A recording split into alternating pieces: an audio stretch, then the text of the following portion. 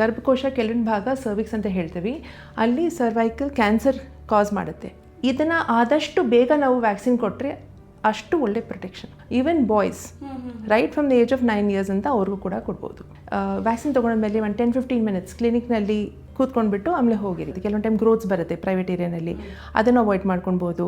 15th ಬರ್ಡೇಯಿಂದ ಮುಂಚೆ ಕೊಟ್ಟರೆ almost 100% protection ಇರುತ್ತೆ. ಈಗ HPV ವೈರಸ್ಗೂ ಬೇರೆ ಬೇರೆ ಸ್ಟ್ರೇನ್ಸ್ ಇರ್ತವೆ. ಓಕೆ, ಥೈರಾಯ್ಡ್ಗೂ, BP-ಗೂ, ಶುಗರ್ಗೂ ಏನು ಸಂಬಂಧ ಇಲ್ಲ. ಇನ್ನೊಂದಂದರೆ ಪ್ರೆಗ್ನೆನ್ಸಿನ ನಾವು ಕೊಡಲ್ಲ. ಇನ್ಫ್ಯಾಕ್ಟ್ ಬೇರೆ ದೇಶದಲ್ಲಿ ಆಲ್ಮೋಸ್ಟ್ 25 years ಇಂದ ಜಾಸ್ತಿನೇ ಕೊಡ್ತಾ ಇದ್ದಾರೆ ಅವರೆಲ್ಲ, and no side effects and it has lot of benefits. ಈಗ ಚಿಕ್ಕ ವಯಸ್ಸಿನಲ್ಲಿ ಎಲ್ಲರಿಗೆ ಒಂದು ವ್ಯಾಕ್ಸಿನೇಷನ್ ಕಾರ್ಡ್ ಇರುತ್ತೆ, ಅದರಲ್ಲಿ 6 weeks ಏನು ತೊಗೊಳ್ಬೇಕು, 3 monthsಗೆ, ಅದೆಲ್ಲ ಒಂದು ಪ್ರಾಪರ್ ಪ್ರೋಟೋಕಾಲ್ ಇದ್ದಾವೆ. ಪೇರೆಂಟ್ಸ್ಗೆ ಅವೇರ್ನೆಸ್ ಬರಬೇಕು ಫಸ್ಟ್ ಮುಖ್ಯ.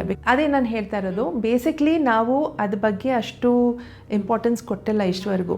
ಸೊ ಪ್ರತಿ ಪೇಷಂಟ್ಗೆ ನಾವು ಪ್ರಿಸ್ಕ್ರಿಪ್ಷನ್ ಕೊಡುವಾಗ ಅಲ್ಲಿ HPV ವ್ಯಾಕ್ಸಿನ್ ಅಂತ ಕಾಣುತ್ತೆ ಅವ್ರಿಗೆ. So we tell the patient. So awareness create ಮಾಡೋಕ್ಕೆ ಯಾರ್ಯಾರಿಗೆ ಕ್ಯಾನ್ಸರ್ ಬಂದಿದೆ ಅಲ್ವಾ, ಅವರು ಕೂಡ ಇದೇ ರೀತಿ ತಿಳ್ಕೊಂಡಿರಬೇಕು.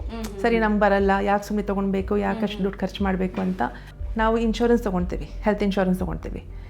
ಕೆಲವೊಂದು ಜನಕ್ಕೆ ಸಿಮ್ಟಮ್ಸೇ ಇರಲ್ಲ, ಆಲ್ರೆಡಿ ಏನೋದು ಆಗ್ತಾಯಿದ್ರೆ ಅವ್ರಿಗೆ ಗೊತ್ತೇ ಆಗಲ್ಲ.